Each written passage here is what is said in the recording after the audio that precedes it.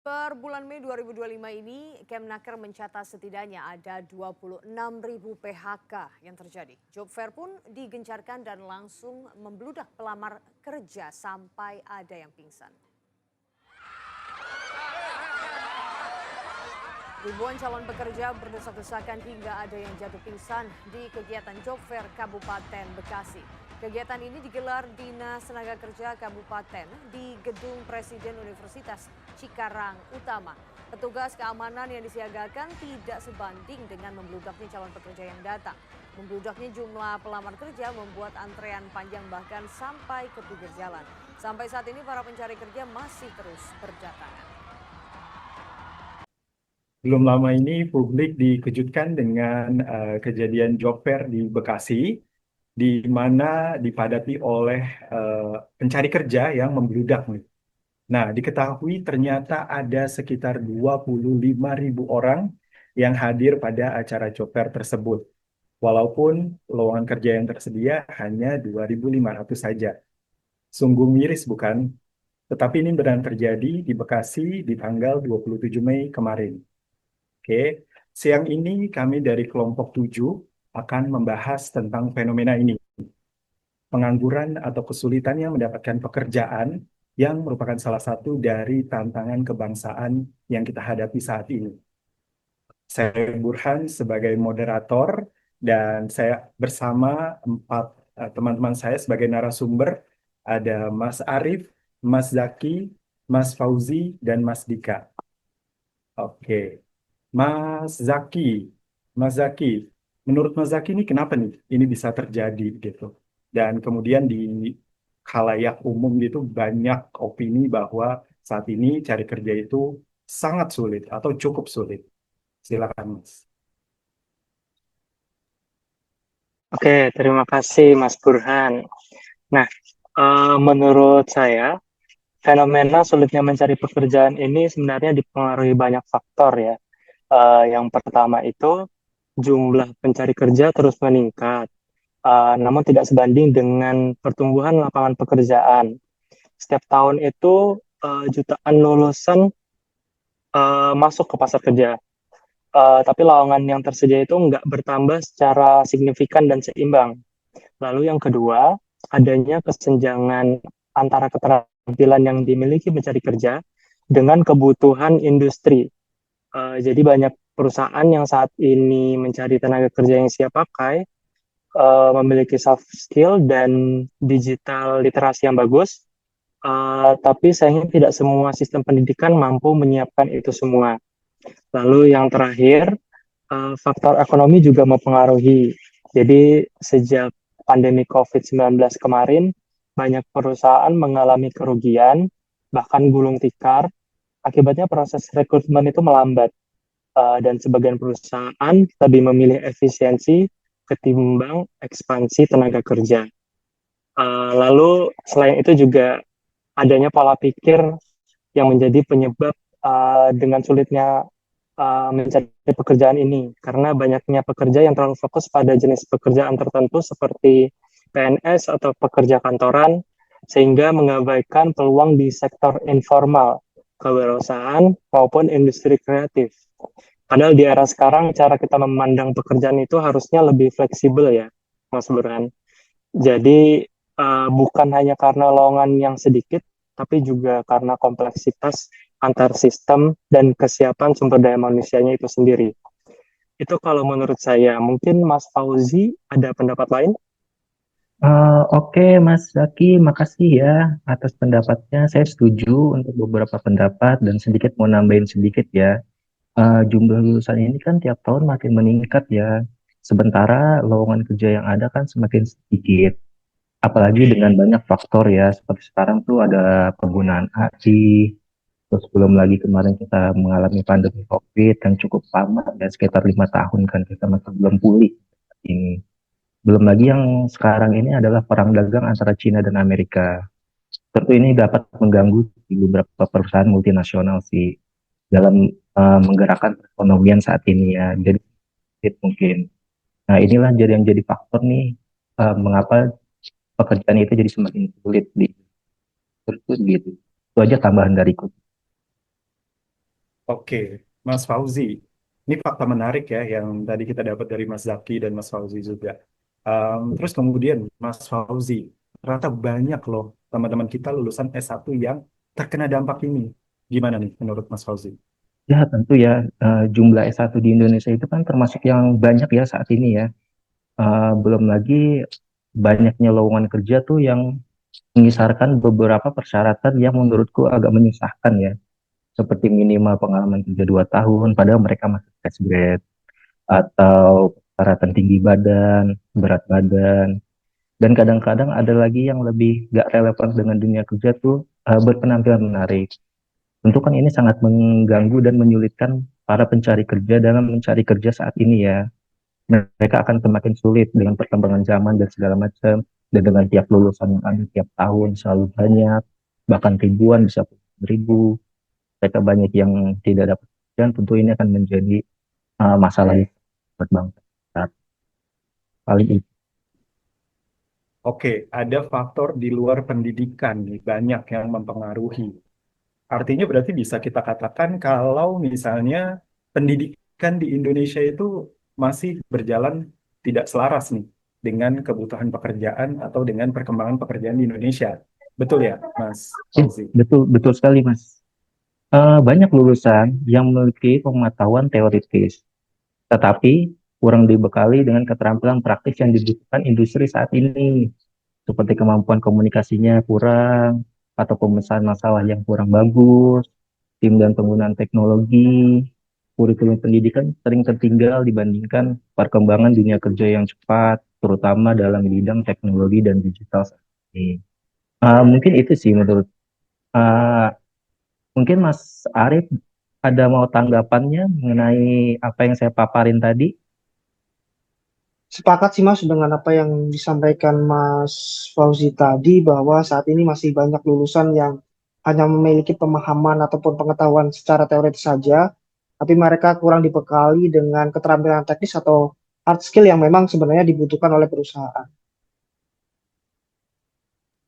Di luar faktor pendidikan dan pengalaman itu, saya tertarik nih untuk bahas salah satu faktor yang sebenarnya banyak terjadi, tapi itu di luar dari dua hal itu. Relasi dan koneksi. Nih, gimana Mas Arief memandang faktor pengaruh dari relasi dan koneksi ini dalam kesempatan kerja di Indonesia? Baik, terima kasih Mas. Fenomena pengaruh relasi atau koneksi dalam mendapatkan pekerjaan di Indonesia sangat nyata dan juga umum terjadi saat ini, Mas. Hal ini dipengaruhi oleh budaya sosial Indonesia yang sangat mengutamakan hubungan personal. Saat ini, Mas, banyak perusahaan di Indonesia lebih percaya kepada rekomendasi dari orang dalam ataupun jaringan mereka daripada mereka mengandalkan proses seleksi yang dilakukan secara formal.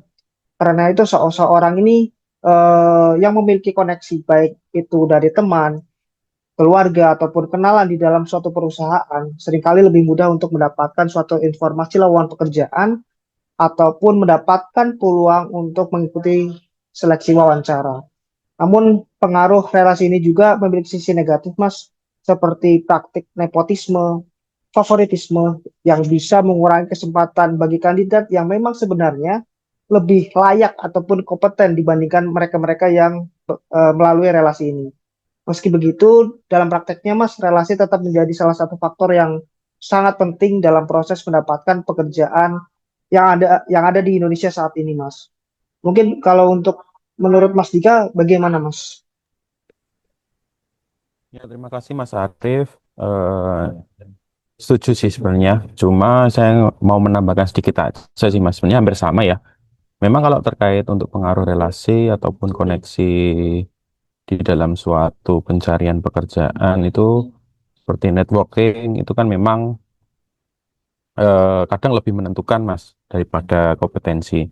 Jadi bisa dibilang itu tadi benar orang dalam itu masih kuat Mas kalau untuk di pencarian pekerjaan di Indonesia baik itu mau swasta ataupun di kalangan sektor publik ya. Cuma masih ada mungkin beberapa dampak positif dan negatifnya ya. Mungkin antara lain kalau semisal positif itu kan memang kalau melalui orang dalam itu kan bisa mempercepat informasi lowongan pekerjaannya yang bisa jadi tidak diumumkan secara publik, Mas. Jadi cuma hanya orang-orang personal aja itu.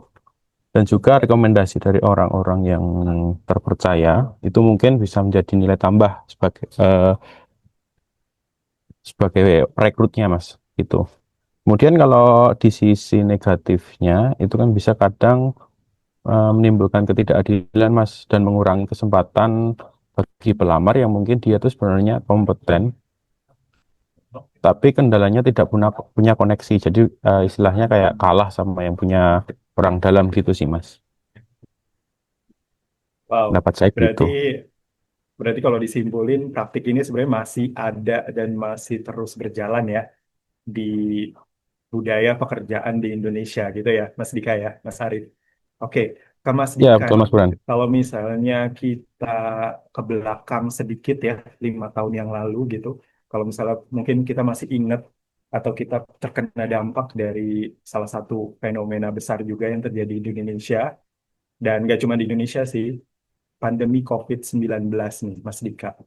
Gimana Mas Dika melihat pandemi ini memiliki pengaruh atau dampak yang signifikan buat dunia pekerjaan di Indonesia?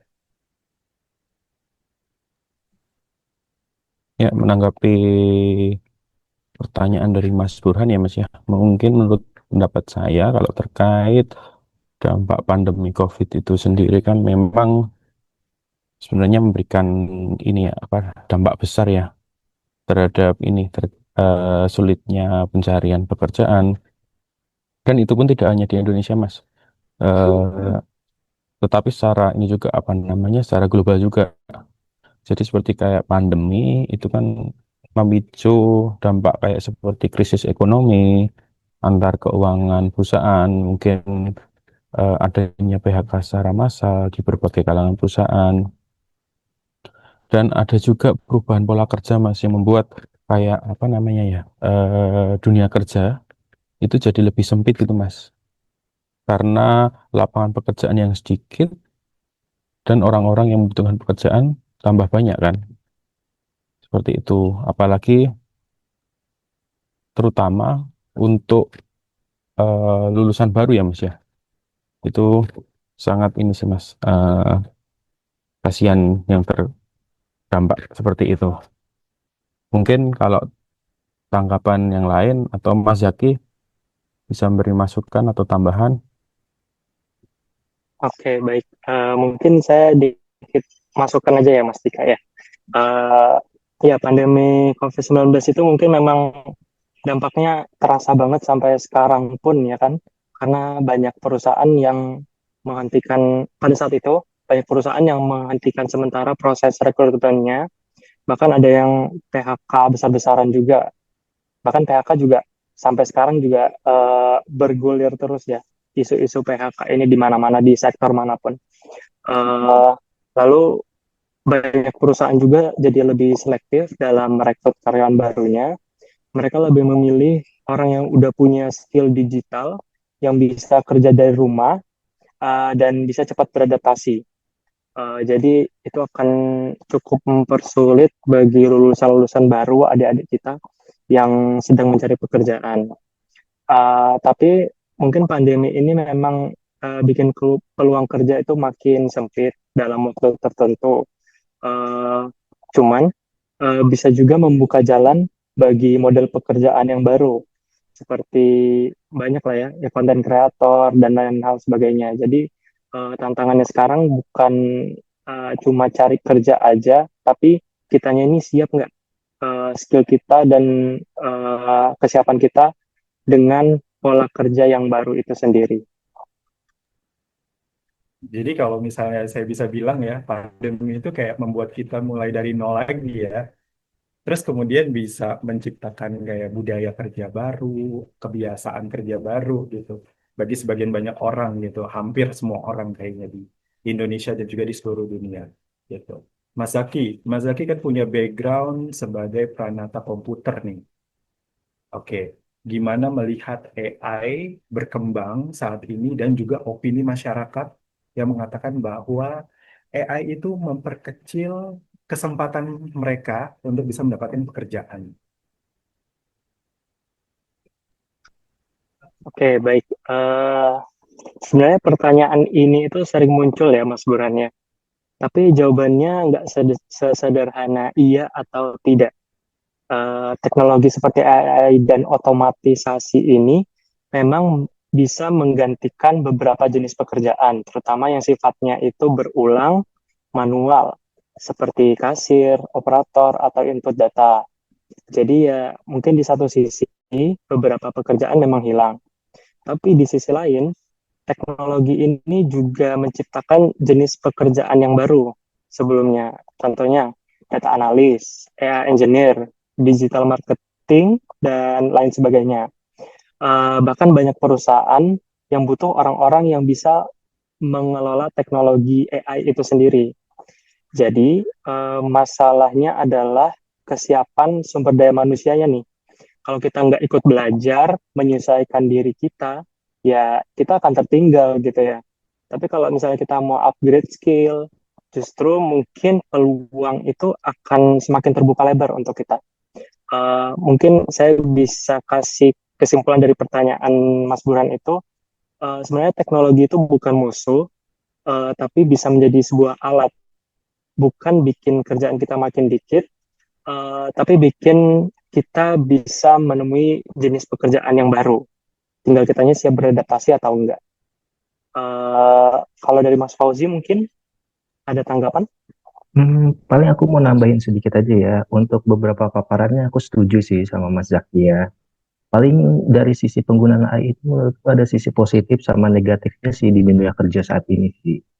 Sisi negatifnya adalah banyaknya pekerja desain yang berbau desain, seni dan seperti itu mulai tergerus ya dengan adanya teknologi AI saat ini. Cuman sisi positifnya itu adalah ini sekarang mempermudah dalam dunia kerja, dalam mengerjakan sesuatu atau mengerjakan apapun itu akan jadi lebih mudah. Paling itu aja sih yang bisa aku sampaikan saat ini. Kurang lebihnya mohon maaf ya. Paling itu aja yang bisa Oke, aku sampaikan. siap. Oke, berarti sebenarnya justru kebalikan ya. Saat orang-orang beropini bahwa itu bisa memperkecil kesempatan pekerjaan, tapi justru kalau misalnya kita kulik lagi itu bisa menciptakan kesempatan baru, gitu kan? Tergantung bagaimana Tuh. individu itu bisa memanfaatkannya. Oke, menarik sekali. Mas Fauzi ini, dari tadi kita ngomongin masalah eksternal, faktor-faktor eksternal. Tapi ternyata faktor internal itu nggak kalah pentingnya nih dalam mempengaruhi seseorang itu bisa mudah atau tidak mudahnya mendapatkan pekerjaan. Kalau misalnya dari Mas Fauzi sendiri, menurut Mas Fauzi, faktor internal tuh gimana sih? Atau apa aja sih? Oh, menurutku ya, ada banyak yang pengaruh faktor internal ya. Salah satunya misalkan kita nih kurang percaya diri nih saat wawancara kerja atau apa, kita gugup, kita gampang salah berucap atau salah bicara, itu tuh mempengaruhi kita tuh. Terus misalkan lingkungannya nggak kondusif atau kurang baik, nggak mendukung mereka untuk berkembang, itu makin kesulitan, mereka akan terpuruk, akan sulit. Maka hasil pekerjaannya pun akan kurang baik. Seperti itu sih. Terus ada juga contoh secara teknis dokumen lamaran tuh mereka buat kurang menarik. Sehingga banyak HRD-HRD yang sekarang tuh kurang memperhatikan CV-CV yang dikira-kira tuh lebih banyak gambar atau lebih banyak hobi atau tidak mencantumkan soft skill atau hard skill-nya atau mereka tidak mampu menjual diri mereka bagaimana supaya HRD itu tertarik dan si pelamar ya. Paling itu aja yang bisa aku sampaikan Mas Burhan. Ada yang mau saya tanyakan kepada Mas Arif. Mas Arif gimana nih menurut Mas Arif? Setuju nggak dengan apa yang itu atau mungkin ada tambahan mungkin? Saya sepakat sih Mas dengan apa yang disampaikan Mas Fauzi tadi. Memang benar ada faktor internal yang memang berpengaruh dari dalam individu atau si pencari kerja tersebut. Seperti kurangnya rasa percaya diri yang membuat mereka ragu untuk berkembang. Selain itu juga lingkungan yang kurang mendukung juga sangat berpengaruh ya Mas ya. Karena kondisi sekitar bisa menjadi penghambat motivasi dan kesempatan untuk maju. Sikap dan juga kepribadian juga berperan penting dalam menentukan bagaimana seseorang menghadapi tantangan dan juga peluang ke depannya, Mas. Begitu, Mas. Wow, menarik banget nih pandangannya Mas Arif nih. Oke, kita udah ngomongin faktor internal, eksternal dari individunya. Mas Arif, menurut Mas Arif nih peran pemerintah gimana nih? Apakah pemerintah udah cukup berperan untuk mengatasi hal ini atau gimana? Silakan. Baik, terima kasih, Mas. Saat ini pemerintah telah mengambil beberapa langkah nyata dan meluncurkan beberapa program yang memperbaiki pasar kerja, mulai dari link and match, kemudian juga melakukan pelatihan-pelatihan melalui lembaga-lembaga ataupun kementerian-kementerian, hingga melakukan perlindungan terhadap PHK. Namun pada realitasnya menunjukkan bahwa efektivitasnya masih terbatas. Dilihat dari angka pengangguran yang masih sangat tinggi, kemudian kualitas lapangan kerja yang tidak merata, PHK yang semakin meningkat, dan kondisi mismatch keterampilan belum tuntas untuk ditangani. Jadi meski usaha yang telah dilakukan belum bisa dibilang maksimal, Mas, perlu peningkatan kualitas pelatihan, kemudian adanya penguatan koordinasi antar instansi, baik itu pemerintah pusat, daerah, dan juga kementerian, pelaporan PHK yang transparan, dan juga kebijakan yang lebih proaktif dalam menyerap tenaga kerja produktif serta inklusif. Mungkin dari saya seperti itu. Mungkin dari Mas Dika ada pandangan lain, Mas? Ya, terima kasih Mas Aris. Setuju sih Mas sama pendapatnya. Ini hanya saja saya cuma mau sharing dikit. Kemarin saya juga melihat dari beberapa media atau berita ya. Memang pemerintah sendiri sebenarnya sudah berperan langsung ya kepada masyarakat. Cuma kemarin beritanya itu malah Wakil Menteri Ketenagakerjaan itu kesulitan sendiri Mas dalam memberikan atau ini ya apa namanya peluang kerja untuk para pencari kerja. Tapi sebenarnya beragam kegiatan seperti job fair itu udah diupayakan sama pemerintah Mas. Cuma ini belum ada hasil yang secara signifikan gitu. Bahkan malah menteri yang pekerja imigran itu menyarankan warga kita sendiri itu bekerja di luar negeri agar mendapatkan pekerjaan yang mungkin layak ya karena dorongan ekonomi masing-masing warga masyarakat Mas. Itu Mas Arief kalau menurut saya pribadi. Baik, terima kasih, Mas. Oke, berarti sebenarnya pemerintah udah cukup berperan ya, udah cukup punya perannya untuk aktif mencegah atau mengatasi masalah ini. Mas Dika, saya pernah dengar 19 juta lapangan kerja nih dari pemerintah. Silakan Mas Dika mungkin mengetahui ini sedikit, boleh? Oke Mas Burhan, terima kasih terkait program 19 juta lapangan kerja ya Mas Burhan. Itu kalau menurut saya pribadi, mungkin program 19 juta pekerjaan itu merupakan bagian dari ini Mas, apa namanya visi pembangunan nasional ya sebenarnya. Apalagi dalam rangka mendukung untuk mengurangi tingkat pengangguran di Indonesia. Tetapi realisasinya masih ada berbagai tantangan Mas.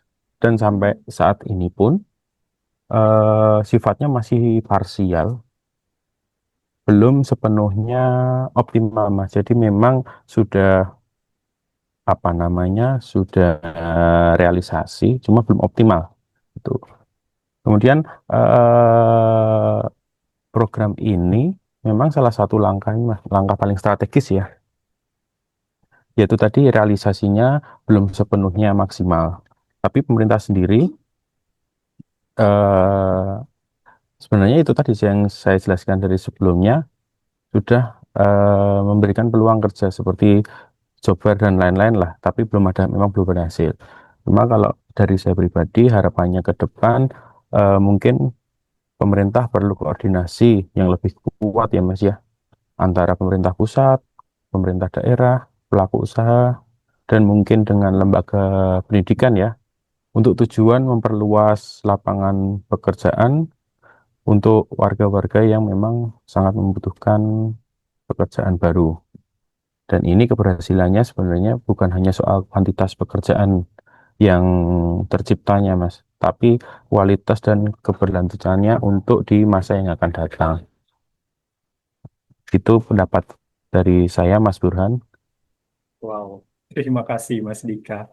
Lengkap sekali penjelasannya untuk 19 juta lapangan kerja program strategis dari pemerintah ya sebenarnya sudah bagus, cuman harus didukung ya dengan sinergi dari bangsa atau warganya sendiri ya, kita semua masyarakat Indonesia. Oke, menarik sekali pembahasan kita sore atau siang hari ini ya.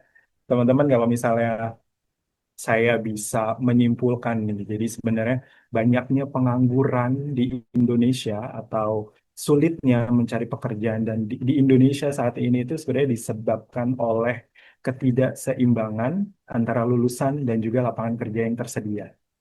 Sistem pendidikan yang belum juga sesuai kebutuhan industri yang ada sekarang. Dan kemudian faktor internal dari individu tersebut ya, yang seperti yang tadi udah dijelaskan, ada banyak, ada beberapa ya, walaupun pemerintah sudah punya program strategis, upaya-upaya maksimal, tapi itu juga belum cukup untuk bisa menghasilkan sesuatu yang optimal. Oke, baik kalau gitu pembahasan kita siang hari ini bisa saya tutup sampai di sini. Terima kasih untuk teman-teman sekalian yang udah memberikan banyak masukan dan informasinya terkait salah satu tantangan kebangsaan yang saat ini kita hadapi, yaitu pengangguran dan juga sulitnya mencari pekerjaan di Indonesia. Oke, akhir kata selamat sore, sampai jumpa lagi.